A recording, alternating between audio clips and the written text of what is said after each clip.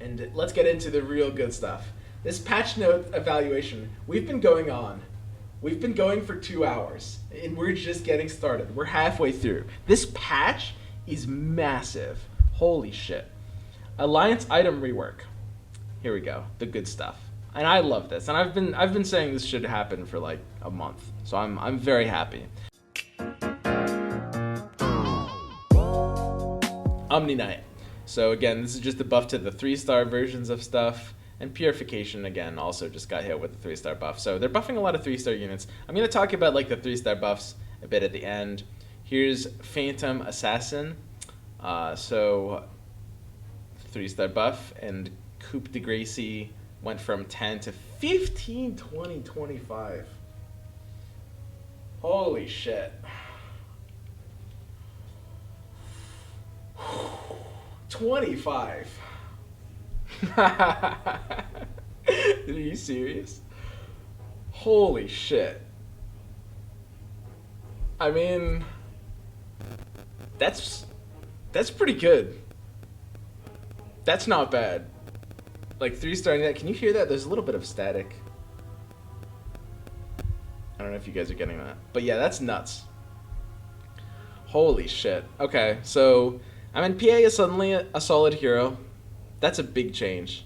I mean, they literally, so on average, you know, typically you look at 2 stars, for reference, 2 stars is like the actual unit, right?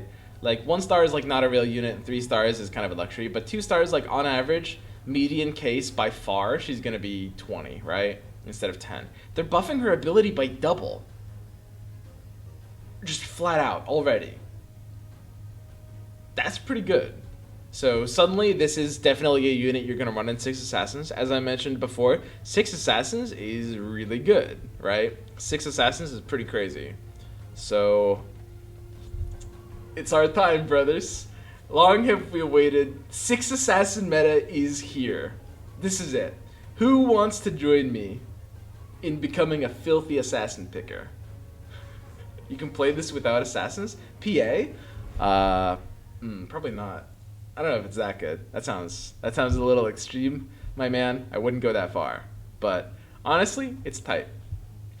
Puck, 60 mana, Illusory. I like that they're doing this. I just want to throw that out there from like a design standpoint. I really like how they're adjusting the mana cost of things around. It makes a lot of sense. It's a great way to be able to balance things that Jodo never really did.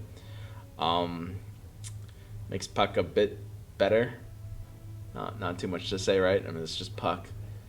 You still, you know, Puck is essential for like dragons and mages, like 6 mages.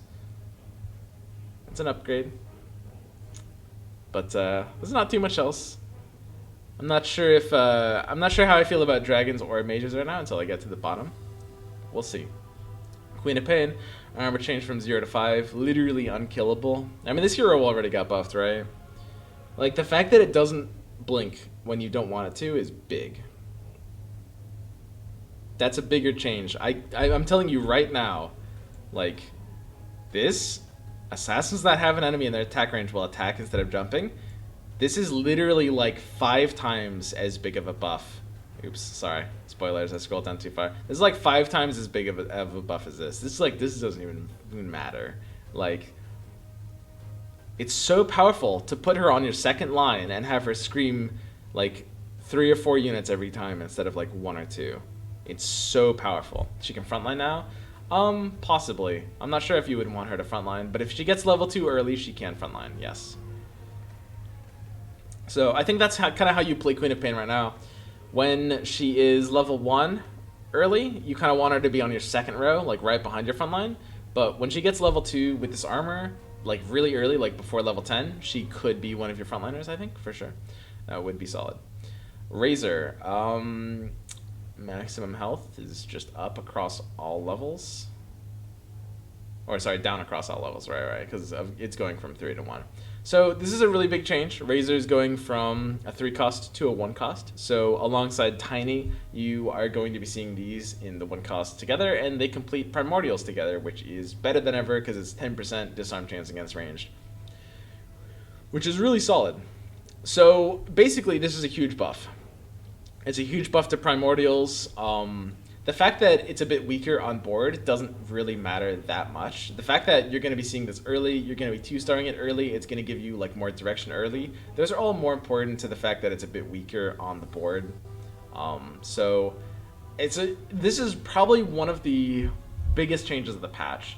Because like the early things you get, the things that are 1-costs and offered in these like 1-cost packs, like your opening starter stuff, is going to shape the way so much of how you'll want to be playing the game, right? Like, you're going to go primordials in the early game a lot, right?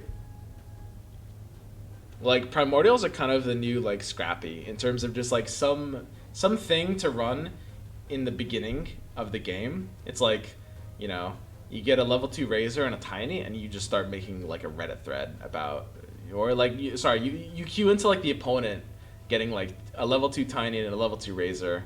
And that's just like, that's the new OP shit. That's like what you complain about, right? Like that's nuts. On like round 4 or 5, like right out the gates. Very, very powerful.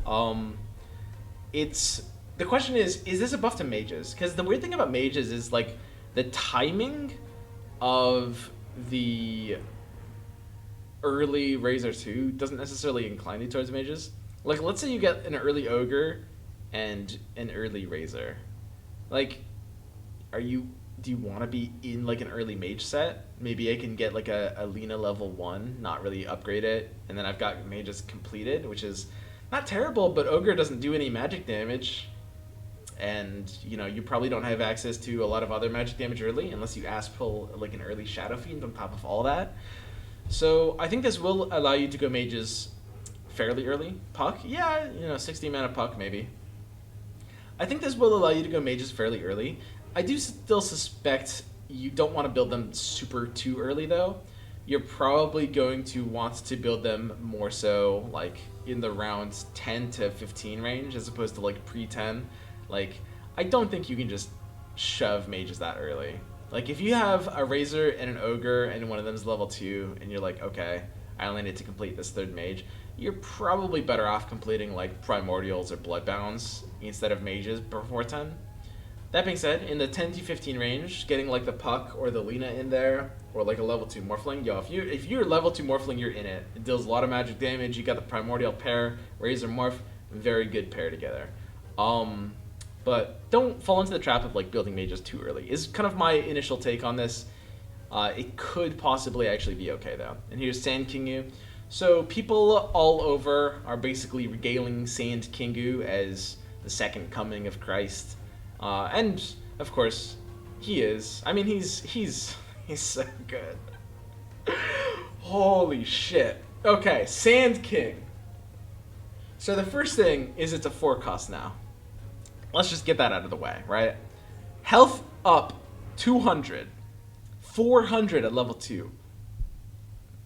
Attack damage. How is this even fair? It's up 25 to 20. So it's up 22.5 at 1, and it's up 25 at 2. So let's just say it's up 24. Attack damage up 24. Of course it's a 4-cost. I know it's a 4-cost. That's a big buff for 3 to 4. I mean, I'll take that. That's fine. You know? Caustic Finale.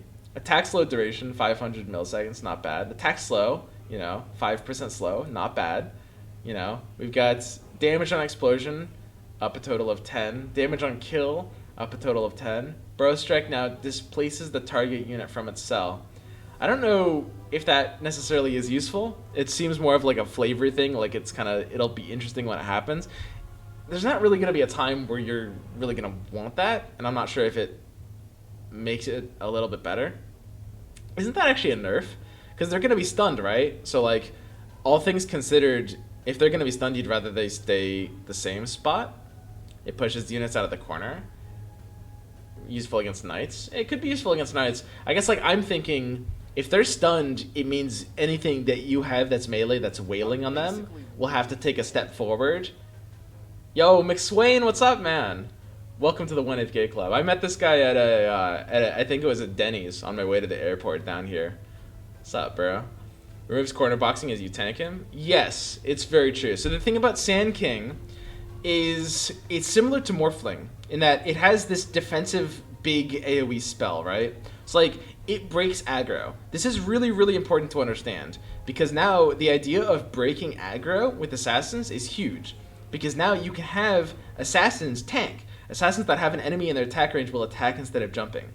That's big. So now suddenly, when I put Sandking up front, he's taking damage, you know, he has high health. I think at 750, I think you can put this up front as a 1-star. I mean, I have to test it. We'll see. But if you can put this up front as a 1-star, so imagine how that plays out. Like, it takes some damage, it gains mana, it burrow strikes into the team, it stuns a few things, applies caustic nice and early, but the most important thing is they stop attacking it. Because it disjoints aggro, right? It's super huge. When your unit tanks and then gets things to stop attacking it before it dies, you're just getting free health, right? That's super good for how these like kind of auto battler games want to work out, right? So it does the same thing as Morphling in that way, right? And that's nuts. So the ability to just be able to stop things from aggroing it is really, really huge. All right, so Shadowfiend, it's just another 3-star buff. Not too much to say here. You don't really 3-star Shadowfiend. You're liking the new place? It's sweet, dude. I'm digging it. I'm gonna have to like set up all my stuff. My place is super bare bones, but as it is right now, I'm just streaming from the EG training facility. So they got me a nice little setup here. Maybe I'll just live here actually. They actually have like a warehouse with like a couch in it that I took a nap in earlier.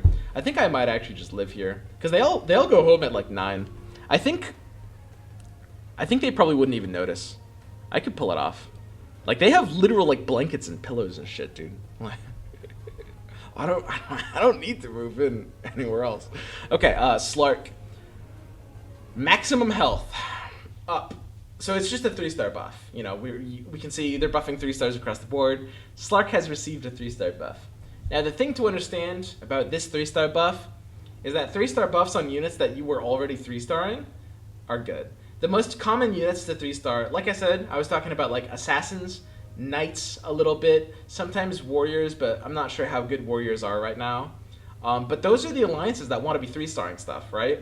So Slark and PA, already things that you want to 3-stars, are getting their 3-stars buffed. That's big. That's so big. Look at this. Look at this Slark. At 3-stars, he gets 400 health. You guys know 3-star Slark. You've all seen clips. You've all seen this absolute unit in action. 400 health. And his damage goes up by, what is this? 20, 21, and 29. So it's an average of 25. 400 health and 25 damage.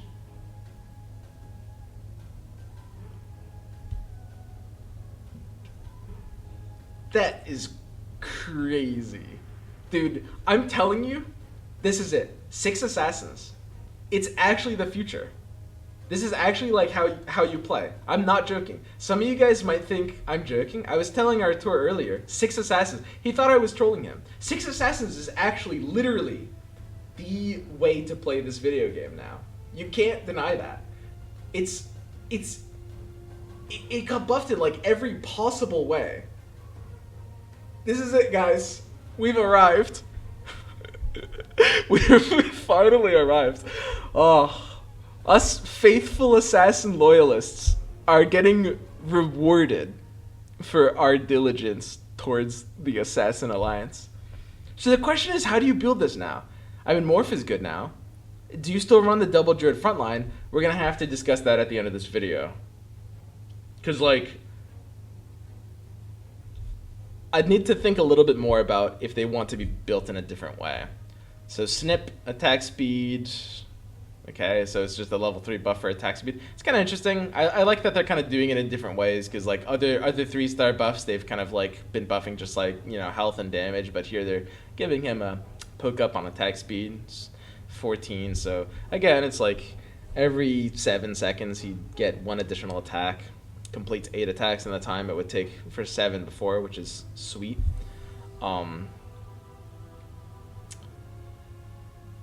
Techies, or remote mines. So radius went down to 3, 3, 4 instead of just 4, which is a big deal, obviously. Big nerf to Techies. Radius goes down.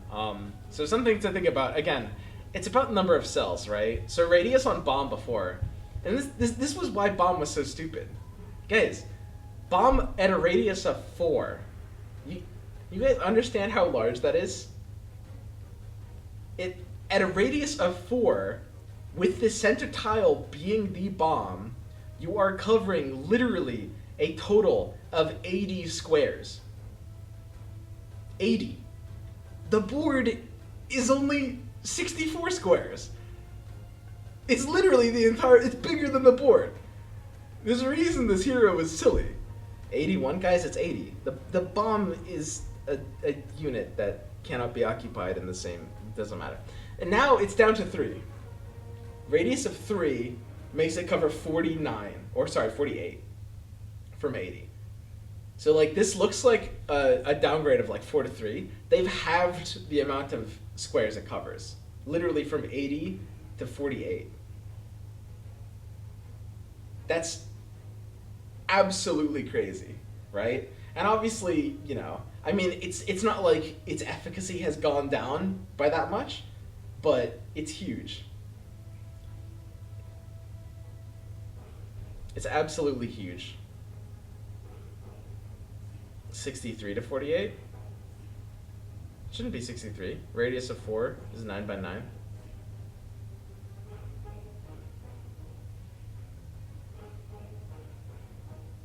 You know, I've done my elementary school times tables, which is 9 by 9, 81 minus 1 for the bomb. It's 80.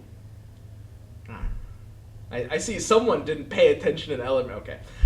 Terrorblade. Maximum health, 650, so it's obviously just a 3-star buff. So this is kind of interesting. Terrorblade is kind of a candidate for 3 stars. As I mentioned before, the 3-star buffs are going to be the most important for units that you already wanted to 3 stars, like assassins, knights, warriors. I didn't include Terrorblade because, I mean, not the hugest Bedfellows fan, but it's a big one. It does matter. It really does. This is still something that in Bedfellows, it's worth trying to get to 3 stars. It's a funny meme. You're gonna see on Reddit, Terrorblades are gonna be dealing like 30k Alexa, damage. It is a good Despacito. joke. Yo, Ray, yay! What's up, dude? We're just doing like patch notes from EG training facility thingy. I don't know what to call this place. I think they call it the training facility. It's just a nice little thing. While I'm getting set up in my room at my own place. But yeah, this is basically, it's not that big of a buff, honestly. It's like, I know there's a certain subset of person that's going to see this and start aggressively salivating at the thought of a big, large man that they can just like put on their board and he can like, you know, fuck shit up. That's I know some of you guys are really excited about this, visibly excited. I mean, it's not bad. I will say, you know, I'll probably lose to a 3-star Terrorblade sometime this week, and you guys will all be like, tee-hee, yeah, Swim said it wasn't that good. It's okay. It's not bad. It really isn't. It's shit. Okay, Tidehunter. Alliance changed from Scaled Hunter to Scaled Warrior, so there's one less Hunter in the pool. It's a big deal. I was saying before, 6 Hunters is, as of right now, dead, and this is true. There's only 6 Hunters, and you need Medusa now, and she's a 5 cost. And there's just not that much of a reason to go out of your way. So Tidehunter is now owned by warriors instead of hunters, and it's a 4 cost or an epic instead of a legendary. So the most important thing you'll notice here is Ravage radius changed from 234 to 123. This is pretty funny. A one cell radius Ravage. It's a pretty funny thing to witness. This is a huge nerf. I want to point that out there. You know, we're not getting like, we're not doing nerdy math stuff, but this goes down from 24 cells to 8, right?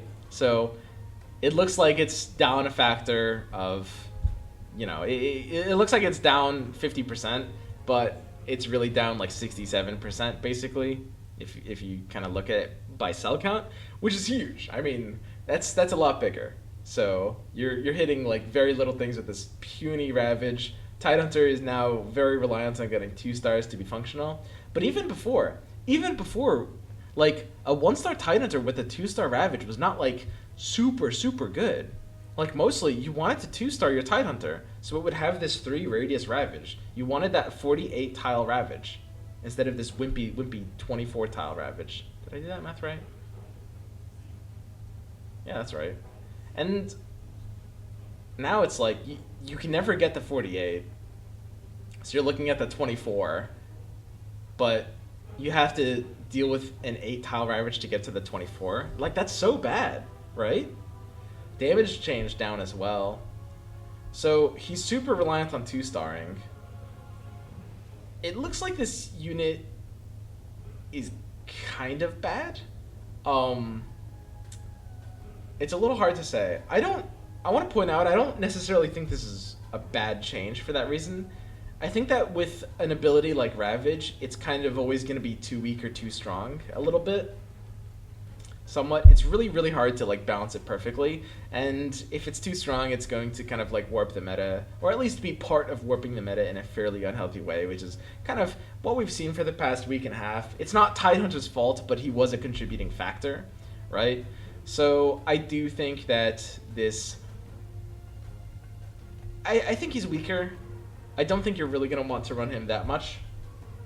But honestly, he still seems pickable. I'll have to experiment around with him and see like how I feel about him. One of the interesting things about this change is now that he's a scaled warriors, you can fit scaled in just in warriors, right? With just Tidehunter and Slardar. You don't need to go outside of warriors to get your scaled online, which is kind of neat.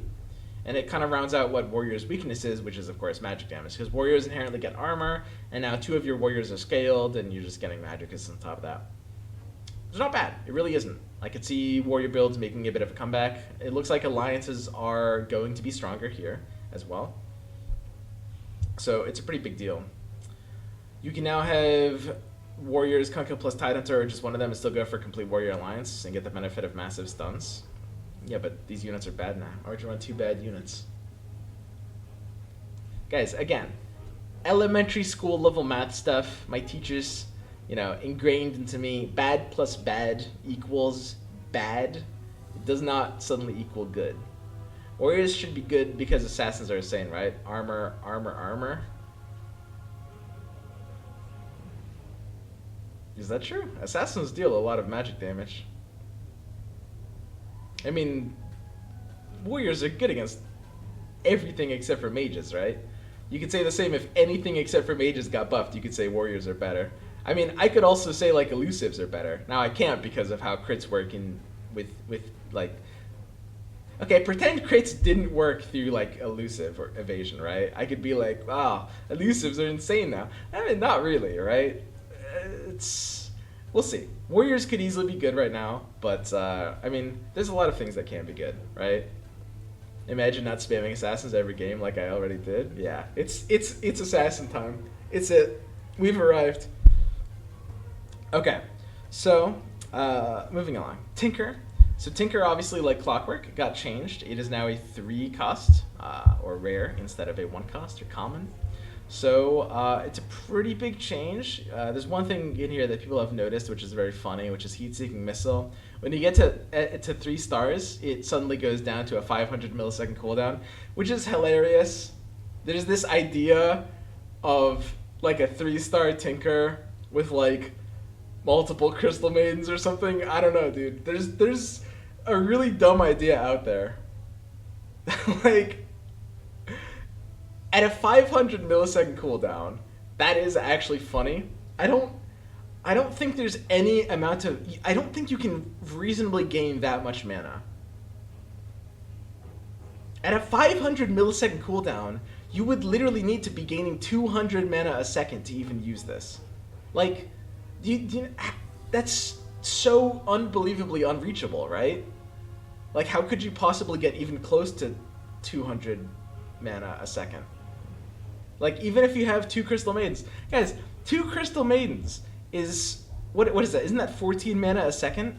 Even with two level 2 Crystal Maidens, is 14 mana every 1 second. You need to get literally like 15 times that to even use the 500 millisecond cooldown here, right? Oops. Uh-oh. I shouldn't be saying that. Oops. How do I turn those notifications off? Uh-oh. 30 mana per second with 2 of them. With Breach of the Aggressor. This is only every 2 seconds. I mean, guys, there's kind of no way to use this. It is a funny meme. I would caution against even trying this. I'm not, like, this exists in the realm of dreams. Like, okay. So, real talk. 4-second cooldown just got buffed to 500 milliseconds. At a 4-second cooldown, to be able to use this 4-second cooldown, for 100 mana, you need a mana gain of 25 per second, which is kind of already high, right?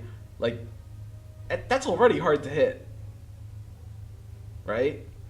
So, like, I mean, reasonably speaking, if you really amp it up, you could get it up to something like 75 mana gain a second or something like that, and you could try to make use of like something like a 2-second cooldown, but we've got to see the bait that this is, guys. As much as I like memes, I think there's just not even meme potential here.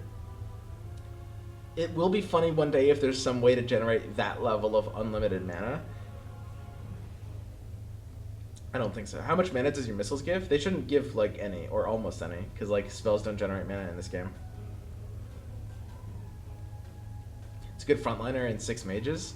I mean, I guess you could run this in 6 mages, or you could just run an actual frontliner. Guys, it's still Tinker. And, like, guys, 3 stars is still... Getting a 3-star of a 3 cost is not necessarily easy. You'd have to go really far out of your way to do that. I mean, you could just as easily get, like, a 3-star Razor, but you also don't really do that either, right? So... I think we're just gonna leave this one in the dumpster where it belongs. Some things were just not meant to be pulled out of the dumpster. Some things are just a little bit too ripe, so to speak. So we're just gonna move past that one. Treant Protector. So a big change to druids. Treant Protector is a 3 cost instead of a 2 cost now, which means, you know, they've upgraded it a little bit accordingly. You know, we can see maximum health 650 to 750. And damage change, you know, up 20. Damage on Leech Seed. Radius change from 3 to 1, so it's not like a big AoE heal. And it expires when the target dies. So it's a bit of a nerf to Treants. It's going to be hard to get like super abusive early druids online. And this is why it's kind of okay that they buffed Lone Druid, as far as I can see right now. We'll have to see how it plays out. It's definitely a nerf. I think there's some people that will look at this and be like, well, it's kind of a buff. I wouldn't say so. No, it's like, it's a lot harder to 2-star. The fact that the radius on the heal changes is pretty relevant. And the damage increase on Leech Seed is nice, and the extra health is nice. But the fact that it's harder to find early and it's harder to 2-star. So, like, how the meta is right now. For those of you guys who are unfamiliar with, like, I guess, like, big boss meta, I'm pretty sure people were doing this, like, at boss level 2. But, like, for big boss meta, it's literally every single game by round 8, there's literally, like, 2 people in your game that have an Ench level 2 and a Treant level 1. And, of course, the Druid perk will always make the Treant level 2 as well. This happens 2 people in every single lobby have ass pulled Ench 2-star and just, like, slapped in a Treant there. And they're just like, you know, well, that's my early game. Have fun, guys. That's it. That's the meta for early game now. And this will make that harder to achieve. It's not bad. Like, there will still be people doing it. Like, if someone lucks into a level 2 enchant and the Treant ass pull, you know, it's still going to end the same way. But ultimately, it's a lot harder. Like, a 3 cost early is a lot harder to ass pull than a 2 cost. It's, off the top of my head, it's about 3 times as hard. So the fact that it will be a bit stronger when it does actually happen, but you won't get like the super nuts of like the 2-star of both of them, which was happening before, and also it's gonna happen at a much less frequency. However, you know, we do have the Furion. Nature's Prophet got a pretty solid buff before, so it does sort of fulfill that role as well. It does kind of get there in that way. So it's pretty solid. Dude, this patch is so big. Oh my god. I'm not even like halfway through. Sorry. This is overwhelming. Okay. So, Troll Warlord, attack speed up, 9-1 to, 1 per second. And of course he's a legendary now. So maximum health naturally is going to be up 300 plus, more across other levels. Attack damage just casually doubles.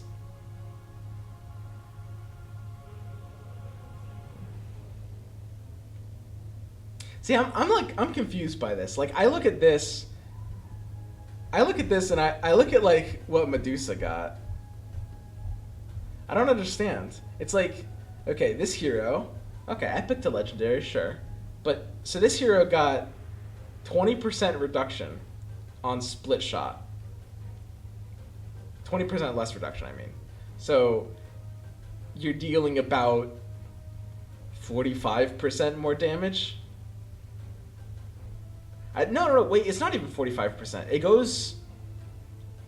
It's not even 45%. It goes from 200% to like 245%. So it's like 22%. You're dealing like 20% more damage. And then we look down here. Okay. So it's attacking at 1 a second instead of 0.91. It's doing twice as much damage. It's got more health.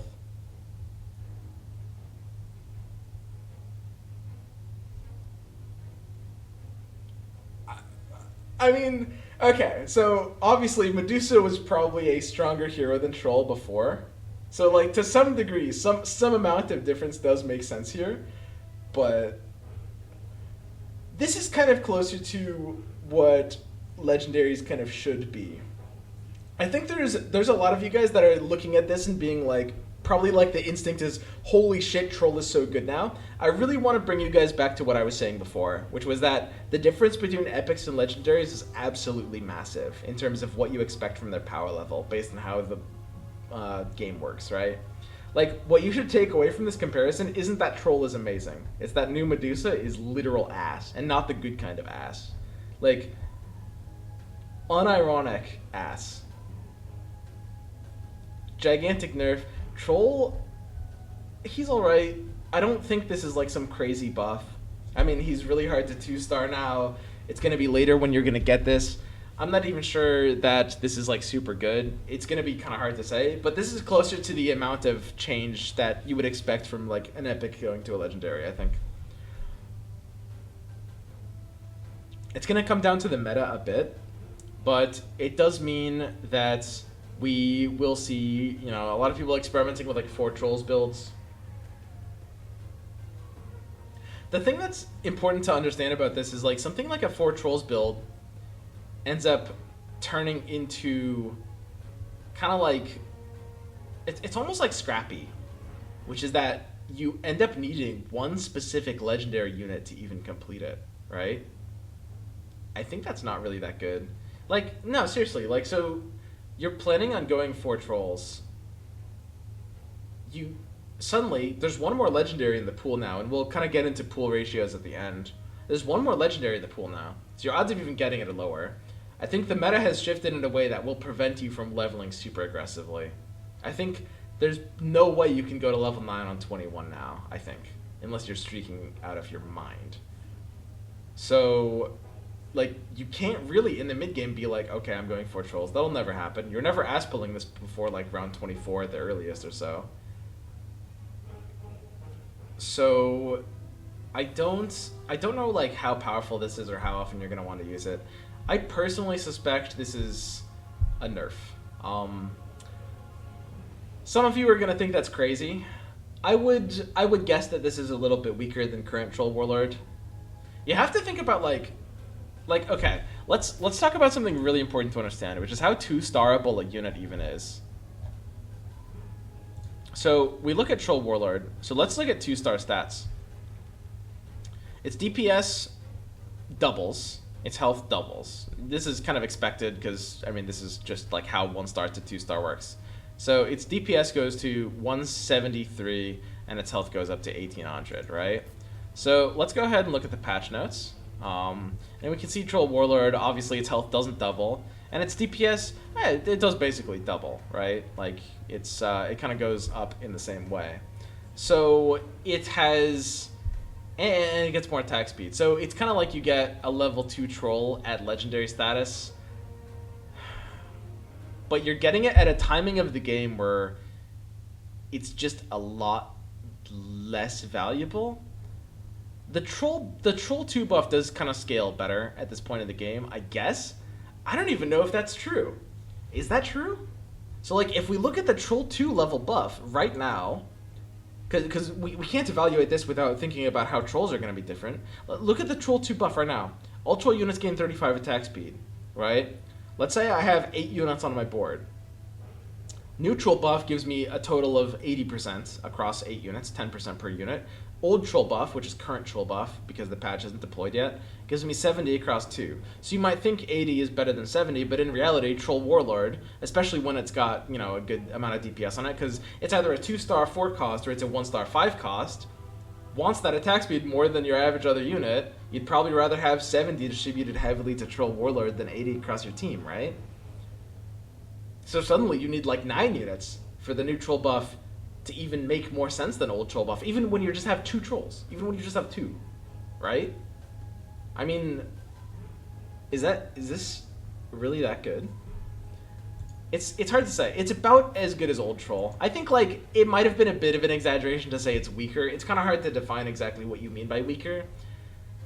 The most important thing is the timing that you'll get this might be a little too late for how valuable this is. Are you maybe reading the Troll level 1 change wrong? I think it's just plus 10. 10 and 10% are both the same thing. Guys, that's how attack speed works in Dota. Because attack speed for every unit is 100. It's just the base attack time that's different.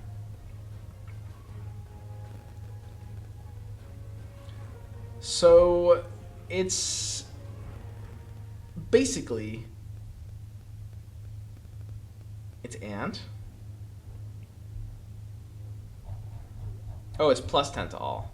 Oh, okay. Yeah. No, you're right. I was reading that wrong then. Troll Alliance now provides 10 to all allies. Okay, that's interesting. I guess that it's not like super clear. I didn't realize they actually added that instead of just like replacing that. Okay, so that's a big deal then. Okay, yeah, sure. So that's a lot better for Troll Warlord then. Okay, so just because like the change to Trolls, suddenly like the late game Troll pair makes a lot of sense. So you could run something like, if you're in Knights builds, I think it just makes sense to slap in a Troll Warlord. You know, you get a legendary late, you know, Troll Warlord when you're in 6 Knights. I don't know if 6 Knights is gonna be meta, but let's say you're in 6 Knights. You know, you've got Bat Rider already. You find a Troll Warlord, slap it in. You know, baby, you got a stew going, right? That's all you need. It's not bad. I think there's a lot of room for being able to run Troll Warlord. I don't know if the unit, again, the new Troll Warlord is going to be really hard to get to level 2. But it kind of has like almost level 2 stats already. You know, it's about the same. It's a little bit squishier. And you can pair it, even outside of Knights, you can pair it with like Witch Doctor for something like the Warlock change, which isn't bad. Or of course, you know, you've got that 4th Troll. What's the 4th Troll? There's a 4th Troll in this game, right? If I can't remember it, it's probably bad. But yeah, you're probably not going to want to use whatever 4th Troll is in the game for this. You know. But overall, I do think like 4 Trolls is pretty solid. Or sorry, not 4 Trolls, but running 2 out of the 4 Trolls is pretty solid right now if you get the Troll Warlord at the end. Like the new 10% on top of the 35% is sweet. So we've got Tusk. Moving on, he gets 50 health. This is like the smallest buff in these patch notes. Okay. Venomancer. Oh, new Venomancer. Oh, okay. Holy shit. So Venomancer is now 1 cost instead of 3. Look at the stat change, guys. Look at this. Maximum health is down 50. Okay. For 1 cost. Attack damage maximum is down 5. Minimum hasn't even been changed. So his DPS is down like 2. What they just took the same unit. They didn't even change the unit. They just took the same unit and just made it 1 cost. Like, dude, what the fuck? Holy shit. That is actually so crazy. Oh my god. Okay. So that's a big buff. Obviously we can see number of wards is down, and you're more incentive for a 3-star. I will point out the fact that it's a 1 cost now means this 3-star incentive of triple wards is actually a lot more feasible. Because you can 3-star at 1 cost. Like, you can 3-star 1 costs all day. So this power spike of like 3 wards per cast, you know, you get this online fairly early into the game. You can 3-star it by like round 20. It's not bad. One thing I will say about 3-stars is when you go for 3-stars, you want something that scales really well into the late game of the game, right? You want stuff that gives like really, really good DPS or a big AoE. Usually with how 3-stars actually end up functioning, nothing really scales for AoE for what the late game demands, right? So when you're going for a 3-star, you can, if you have good progress, if you've got like a 5 of by like round 13 or something like that, you know, you're kind of on track for what the timing of a 3-star wants to be. But you do want to make sure it's going to be something that's going to be valuable when you actually get the 3-star online at the end of the game. You assume you're not going to get it super early, so you're going to get it at the end of the game on like round 30, 35 or something like that, which means you want something that scales in a way that's actually going to be impactful at that point of the game, right? For something like Batrider, it's fine to level up because, you know, if you're in something like 6 Knights, you're stuck in 6 Knights, assuming we're not in another legendary dumpster slam meta. But in this case, because of how Plague Wards as a concept works, it really is something that capitalizes off like mid-game fights the best. Like, you want fights to be slow enough for Plague Wards to matter. So like early and mid-game fights are best for this. So this power spike of 3 wards per cast, like if you go for a 3-star Veno, if you get this online by round 20, that's valuable. But reasonably speaking, you can't be trying to build a 3-star and assume it's going to happen by round 20. You're probably going to be completing this on like 28 to 30. And at that stage in the game, I suspect that things might be a little bit too fast for like this kind of like slow, grindy spell to really benefit from this. You know, maybe you don't want to be running your like Savage Warlock slot anymore by this point in the game. We'll see. This could be kind of OP. I think Venomancer will be strong. For sure. It'll be like a good early game thing to throw down. There's a lot of benefit to this unit in the early game. Because like when things are slow and grindy, that's when like the idea of Plague Ward just is the strongest, right? This like 5-second cooldown, attrition-based spell. Because early fights are all about this attrition value. It's very good, but I'm not sure if you're actually going to want to 3-star it. You can pair Warlocks on round 4 now, right? Yeah, of course. I don't know if it's worth it. You'd have to get one of them to level 2 for it to really be worth it, I think. But we'll see. Either way, Venomancer got a ginormous buff. I think this might be crazy. I think this might be nuts. I mean, we'll see. I mean, this looks insane.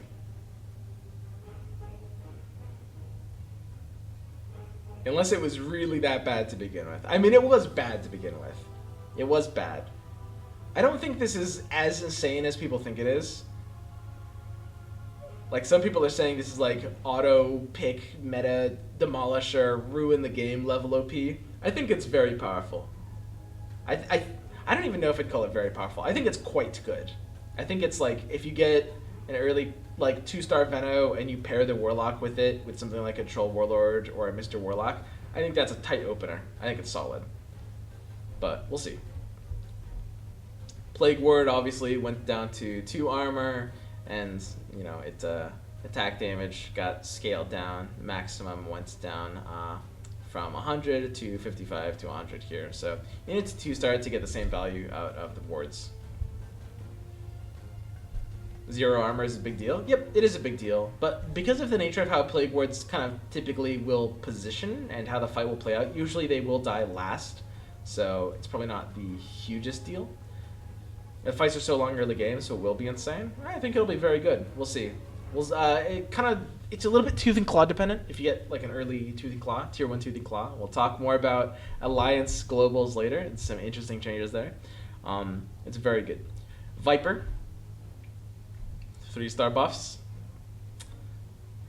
So now that Morphling is better, I think Morphling and PA are better, and those work like kind of sort of semi-flexible slots for the 6 Assassin build. I think you're never running Viper and 6 Assassins now, so I think this is kind of a non-unit. I guess you run it in like 6 Knights when you're not in Mages. This unit kind of blows. Now that Puck's Orb has a mana of 60, is Puck actually better than Viper just in Dragons? It's just like, if you're in 6 Knights and you want to pair the Dragon, is Puck actually just better than Viper now? I mean, I don't know. This is not really a big buff. You don't really want to be 3-starring this unit ever. Windranger, maximum health. She gets 100 health at 3 stars. Attack damage minimum went down 10, and she's now a 2-cost unit, a draft tier 2. Attack damage maximum is of course down 5, so she loses on average 7.5 damage per attack. And power shot scaled down accordingly. So it's an interesting change. 2-cost Windrunner opens the door a lot for hunters. It's a big deal. Because suddenly, if you're in hunters, it's a lot more like, you know, I get a level 2 drow, I get a 2-star drow, and I could a lot more reliably try to get 3 hunters online, right? Like, for example, in Auto Chess, Marana was 2-cost, and this really helped early hunters. Early hunters right now just have drow at 1 and Beastmaster at 2. And then you had to either ass pull Windrunner or Sniper at 3, one of those, to even get it online. Now, you don't really have to reach into your ass so deep. It's like a little bit of ass pull, but you can get there. Like, all you need is like the early 2-star drow, you know, you can pair Heartless with whatever. It's just like Pudge, and you're good, right? Power Shot is notably weaker, but at the same time, the fact that you can kind of at least reliably get this and sometimes get it to 2-star does for sure matter. I don't know. It's a hard one. I think there's kind of more reasons to try this. I think this Power Shot nerf might be almost too big, though. It's a really, really big nerf to Power Shot. It's a close one. I think hunters, like early hunters and elusives, were never really like super good. It does make it a little bit easier to try to build like an elusive early game, but I don't know if there's enough reasons. I think elusives kind of got like nerfed by some of how the alliance changed. We'll talk about that in a second. And let's get into the real good stuff. This patch note evaluation, we've been going on. We've been going for 2 hours, and we're just getting started. We're halfway through. This patch is massive. Holy shit. Alliance item rework. Here we go. The good stuff. And I love this. And I've been saying this should happen for like a month. So I'm very happy. Alliance items no longer have an inherent tier and are in their own Alliance category. At the start of every game, Alliance items are randomly assigned a tier, 1, 2, or 3, and then mixed into the item pool and awarded as normal. Each player can have Alliance items appear at different tiers. For example, player A could be offered Strange Bedfellows at tier 1 at 30% bonus, or player B could be offered Strange Bedfellows at tier 3 at a 50% bonus. You are not at Purge tier length yet. What's Purge's record? 10 hours. You guys think I can't? What is his actual record to the minute? I can go longer than that. I'll go longer. I don't care.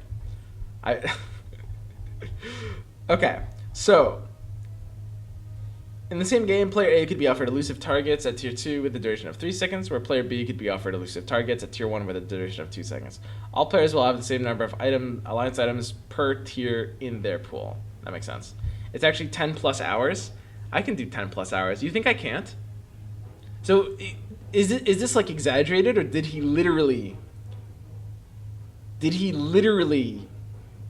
just evaluate for 10 hours without like doing anything in between. 10 hours, 10 minutes.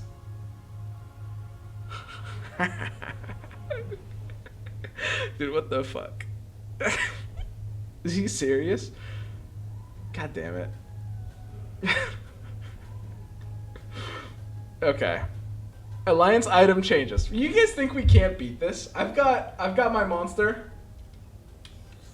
You guys think I don't have enough energy for 10 hours? If I'm going for 10 hours, I can't drink this yet. I'm gonna crash. Okay, unstable reactors. Explosion damage changed from 20 to 10, 20, 30. So how new alliances work is there's 3 tiers of everything now, right? So this is pretty standard how it's going to be. It's like tier 1 is weaker than what you'd expect. Tier 2 is like average-ish, and tier 3 is stronger than a lot of things, depending on the item in question. So unstable reactors now 10, 20, 30, and you'll be offered these tiers at the same rate of like a normal item, right? So we've got if you get offered, for example, unstable reactor in the early game, on average it will be worse. Because tier 1 means a tier 1 item drop rate, right? So unstable reactor in the early game got a really big nerf. It means that in the early game, if you get offered this item before the human round, it's now usually going to be 10% instead of 20%. This is kind of like ass, right? It seems like mechs kind of blow, right? Why would you go mechs?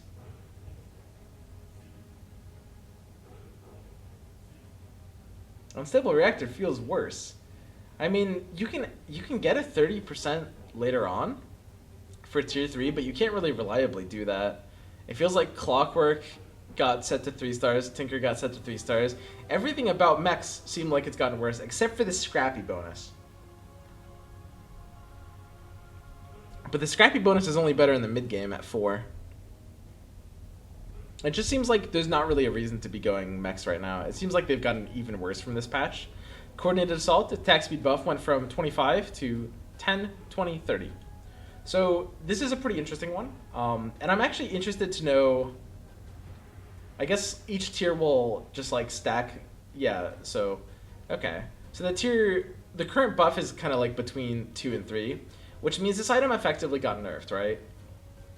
So we can look at kind of how the item is on average and look at how the new average between all 3 tiers is, right? So old Coordinated Assault, current Coordinated Assault is a tier 2 item at 25. And now the tier 2 equivalent is now 20. So you can get this earlier for 10 or later for 30, but at the same tier it's 20 instead of 25, which is kind of a slight nerf. That being said, trolls themselves are inherently just better, because they get like the pair troll alliance makes a lot more sense. By the way, I didn't mention this. You're never running 4 trolls before. I want to point that out. 4 trolls was already bad. Wait, where's the troll change? 4 trolls was already bad before. I didn't read this right the first time, but like now there's less of a reason than ever to run 4 trolls. Like at 2, you're good. Shadow Shaman is a non-unit. Shadow Shaman is not made a unit from this patch. One day Shadow Shaman will be a unit. Today is not that day. Okay? Now that you have less of a reason to even build 4 trolls, like troll pair just becomes the new way to go, right? But troll pair is solid, and okay, I just spoiled a lot. Troll pair is solid, and we've got, you know, Coordinated Assault is, it's a very minor nerf, but ultimately this is basically the same item. It's kind of evens out with trolls just being generally better. There's not really too much of a change here. I mean, Coordinated Assault is a really solid item. You never really need... The most important thing to understand about Coordinated Assault is you never really needed a lot of trolls for this to work. I think a lot of new players, when they look at the Alliance items, they'll kind of say like, okay, this is an item that will inherently want me to build a lot of this Alliance, right? And that's not really true. Like, for example, some stuff like Final Flash mostly just applies to Lich and like Razor, right? Some stuff like Age of Chivalry actually is better for like 4 knights than it is for 6, because you need to buff non-knights, right? Some stuff like Coordinated Assault is like, I mean, all you really need is 1 or 2 trolls, right? Because the aura doesn't stack per troll, except for that 1 week and a half where it was bugged, which is the worst week and a half of my life. I mean, there's not really a reason to build too many trolls with this, even though it doesn't really scale with trolls, because, you know, all you need is 1 unit pumping the aura out, and you're good, right? 2 kind of covers your bases a little bit, and 2 is what you want to be pairing with the trolls anyway, so you're good there too. Check the bodies. Gold production chance change from 20 to 10, 20, 30. So this is oddly enough a buff because of how gold scales at different points in the game. Even though I said like, so this is, first of all, this is a tier 3, right? That's a big deal. So again, let's look at Coordinate Assault. It's a tier 2, so we comparing it to 2. So it went down 5, so it's kind of a nerf, sort of, but it's basically the same, and it was good before, so it's fine. Check the Bodies is a tier 3. At 20%, it went up to 30%. And you can get it earlier. You can get it really early. That's a really, really big deal. Early gold, I want to somehow mathematically model this, because I think it's important to understand. I don't know how I would start doing it. But early gold is worth a shit ton more than late gold.